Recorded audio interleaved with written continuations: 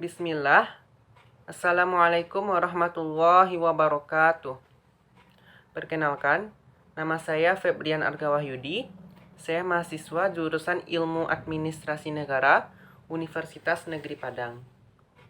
Dengan nomor NIM 19042058. Pada kesempatan kali ini, saya akan menjelaskan atau mempresentasikan laporan akhir tugas praktek kewirausahaan saya, di mana tugas ini diberikan oleh dosen pengampu Ibu Oknariana SPD MPDE selaku dosen mata kuliah umum kewirausahaan.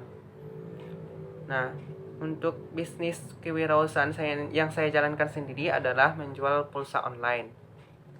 Nah, penjualan bisnis tersebut sudah saya jalankan selama 3 minggu yang lalu, dan pada kesempatan ini saya akan presentasikan laporan akhirnya.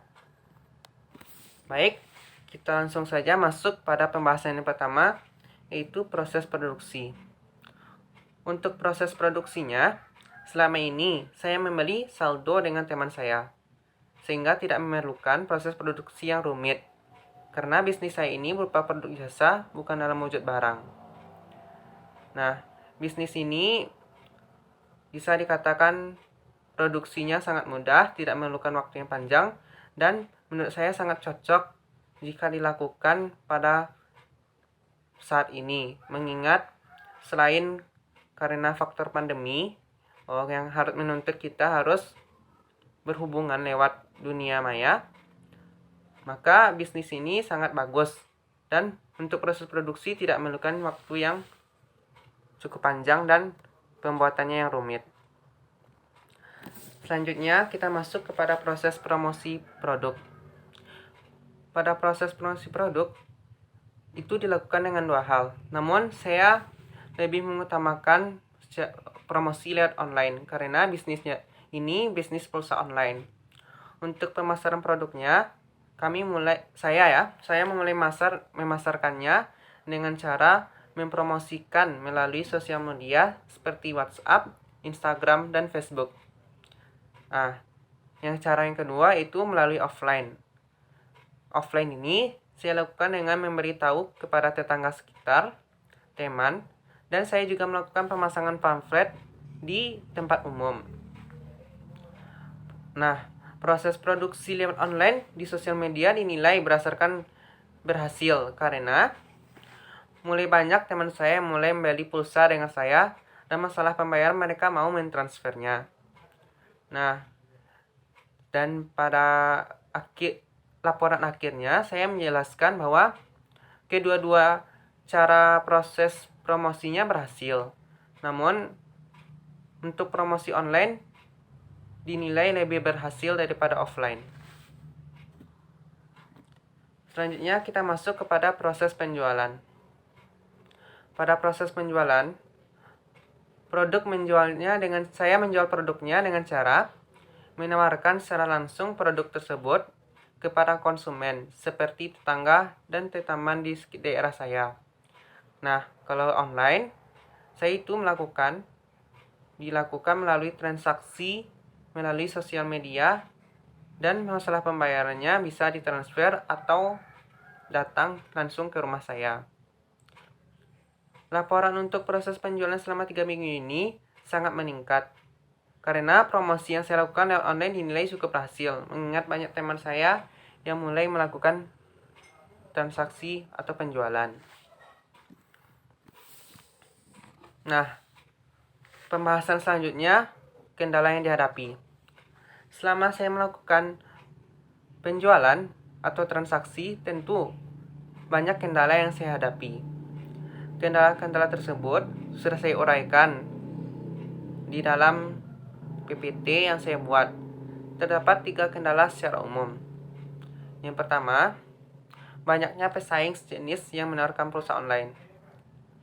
Tentulah tidak menutup kemungkinan bahwa akan banyak pesaing yang akan menjual pulsa, mengingat bisnis pulsa ini sangat menjanjikan dan sangat mudah dikerjakan. Nah, itu agar saya bisa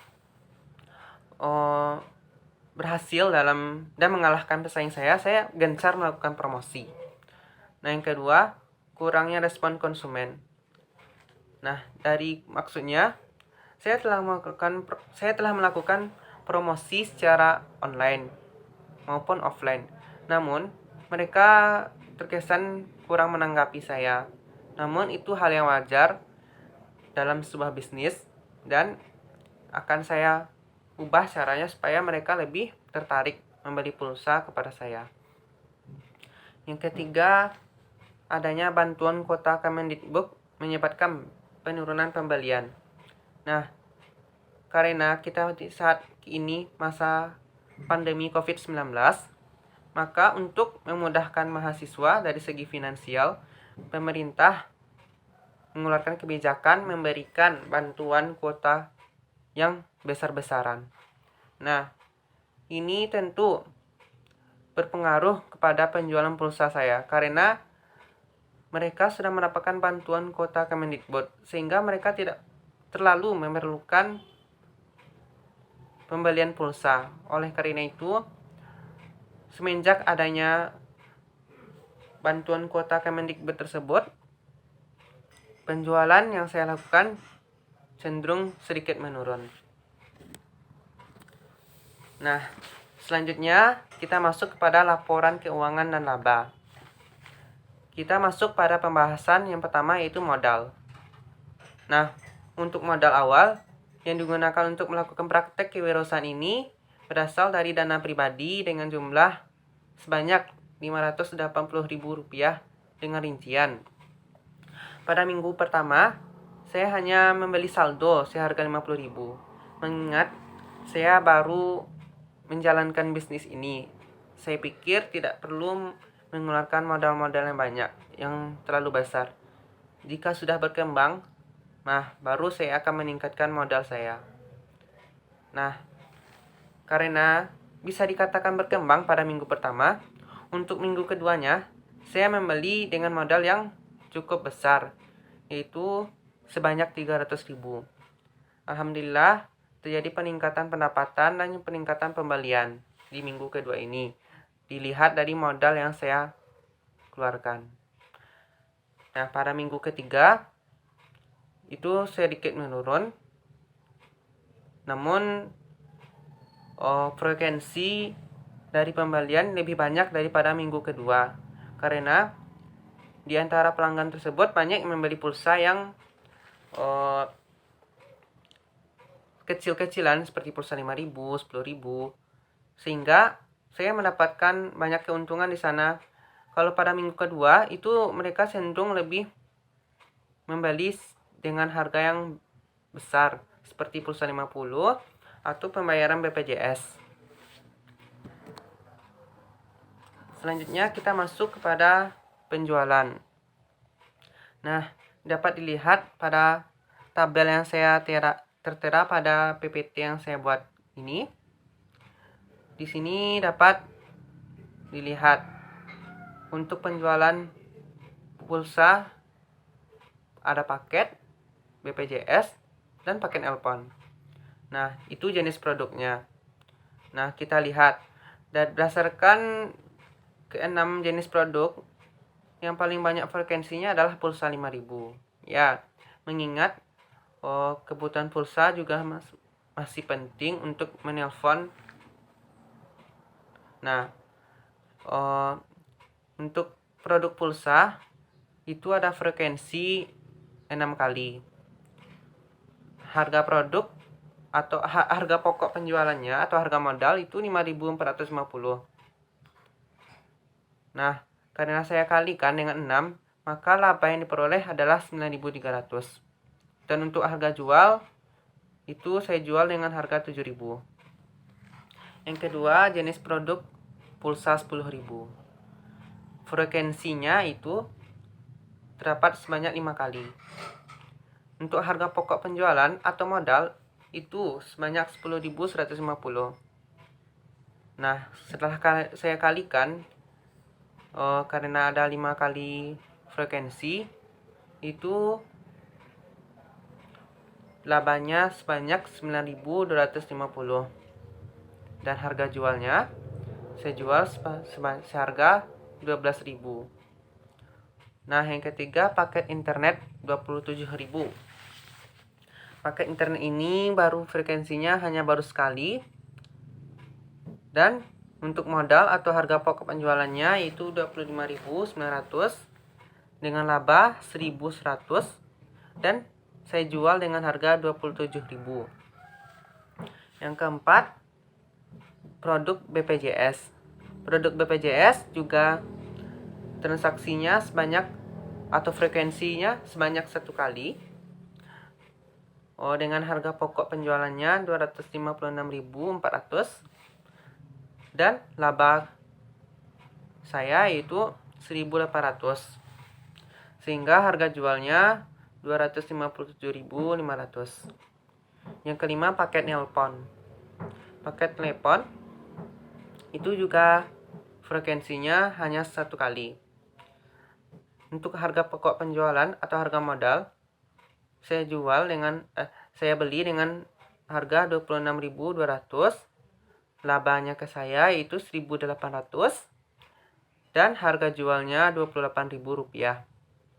Nah, yang terakhir pulsa 5.000. Untuk frekuensinya juga 1 kali. Untuk harga pokok penjualan atau harga modal itu sebanyak 49.700 dengan laba 2.300. Sehingga harga jual yang saya jual kepada pelanggan adalah 52.000. Nah, setelah saya hitung-hitung laba yang saya buatkan di tabel tadi, maka saya jumlahkan 9.300 ditambah 9.250 ditambah 1.100 ditambah 1.800 ditambah 1.800 ditambah 2.300, maka laba yang saya peroleh dari bisnis yang saya lakukan itu sebanyak 25.550. Ya, meskipun belum bisa menutup modal, namun dilihat dari frekuensi penjualan, maka saya menilai bisnis pulsa online ini sangat bagus bagi pemula seperti saya. Dan jika serius, maka saya bisa mengembangkannya bisnis pulsa online ini secara besar-besaran. Nah, kita masuk pada bagian terakhir, yaitu kesimpulan.